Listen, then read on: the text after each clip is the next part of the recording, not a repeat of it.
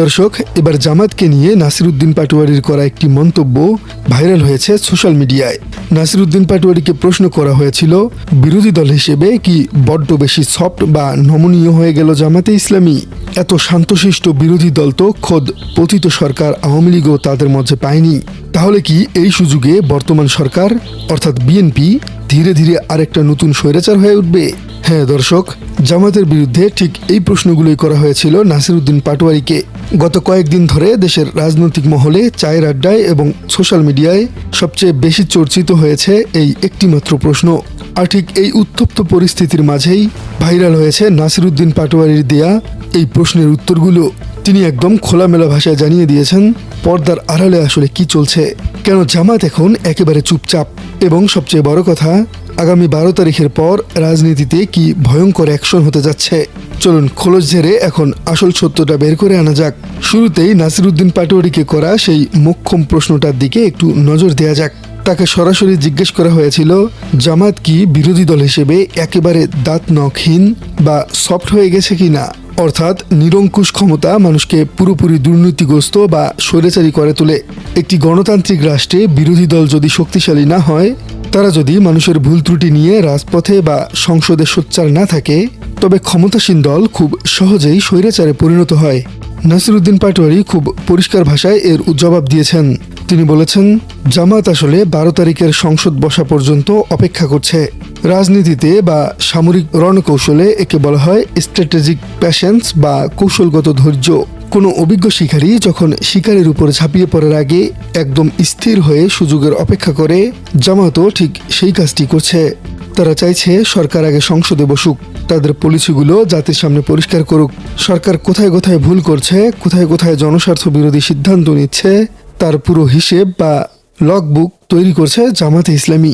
12 তারিখ সংসদ শুরু হওয়ার পরই তারা হয়তো সেই আসল অ্যাকশনে যাবে। অর্থাৎ এখনকার নীরবতা কোনো দুর্বলতা নয়, বরং এটি হলো ঝড়ের আগের সেই ভয়ঙ্কর শান্ত অবস্থা।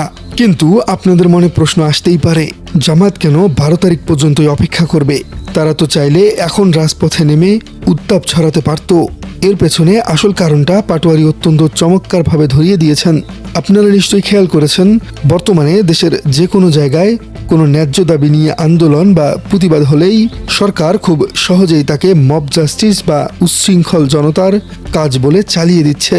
অর্থাৎ রাষ্ট্র একটি নিজস্ব ভিন্ন বয়ান তৈরি করছে। সরকার চায় যে কোনো বিরোধী দলকে মব বা বিশৃঙ্খলাকারী ট্যাগ দিয়ে তাদের দমন করতে। জামাত যদি এখনই রাজপথে বড় কোনো ধরনের অ্যাকশনে যায়, তবে সরকার খুব সহজেই তাদেরকে মব বা ষড়যন্ত্রকারী আখ্যা দিয়ে জনগণের সামনে ভিলেন বানিয়ে দিবে। তাই জামাত এই ফাঁদে পা দিচ্ছে না, তারা অত্যন্ত সতর্কতার সাথে পা ফেলছে, যাতে সরকারের এই প্রোপাগান্ডা মেশিনের শিকার হতে না হয়। একদম শেষ পর্যায়ে এসে নাসিরউদ্দিন পাটোয়ারি যে আলটিমেটামটি দিয়েছেন, তা দেশের রাজনীতির এক বিশাল সতর্কবার্তা। তিনি বলেছেন, জামাত যদি শেষ পর্যন্ত সংসদে তাদের বিরোধী দলের ভূমিকা ঠিকমতো পালন করতে না পারে, যদি তারা সরকারের জনস্বার্থ বিরোধী কাজের লাগাম টানতে ব্যর্থ হয়, তাহলে দিন শেষে সাধারণ জনগণকেই রাজপথে নামতে হবে। রাজনীতিতে এটাকে বলা হয় এক্সট্রা পার্লামেন্টারি অপোজিশন বা সংসদের বাইরে বিরোধী দলীয় শক্তি। যখন কাঠামোগত রাজনৈতিক দলগুলো মানুষের অধিকার আদায়ে ব্যর্থ হয়, তখন সাধারণ মানুষ আর কোনো দলের দিকে তাকিয়ে থাকে না, তারা নিজেরাই রাজপথে নেমে তাদের অধিকার ছিনিয়ে আনে। জুলাই গণ অভ্যুত্থান আমাদের সেই শিক্ষাই দিয়েছে। পাটোয়ারির এই কথাটি শুধু বর্তমান সরকার বা জামাতের জন্যই নয়, বরং দেশের প্রতিটি রাজনৈতিক দলের জন্যই একটি কড়া মেসেজ। জনগণের পালস বা স্পন্দন বুঝতে না পারলে কাউকেই ছাড় দেওয়া হবে না। তাহলে দর্শক, পুরো চিত্রটা এখন আমাদের সামনে দিনের আলোর মতো পরিষ্কার।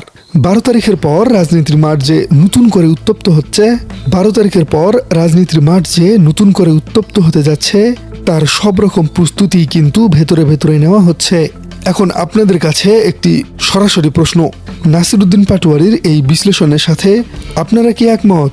আপনারা কি সত্যিই মনে করেন যে জামাত 12 তারিখের পর একটি কঠোর বিরোধী দলের ভূমিকায় অবতীর্ণ হবে, নাকি দিন শেষে সাধারণ জনগণই আবার নিজেদের অধিকার আদায়ে সেই রাজপথেই নামতে বাধ্য হবে? কমেন্টে জানিয়ে দিন আপনার মূল্যবান মতামত। আর আপনার রাজনীতি চ্যানেলে নতুন হয়ে থাকলে চ্যানেলটি সাবস্ক্রাইব করার অনুরোধ থাকলো।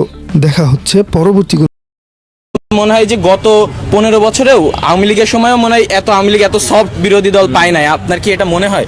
আরও না, ওইটা হলো আমার দুইটা থিঙ্কিং। একটা হলো 12ই মার্চ পর্যন্ত অপেক্ষা করতেছে, অর্থাৎ সংসদটা কেমন এটা দেখতেছে, মানে সংসদের মানে এখন যদি জামাতাবাড়ি নামে বলবে যে এরা প্রথমেই গণতন্ত্র নষ্ট করতে চায়।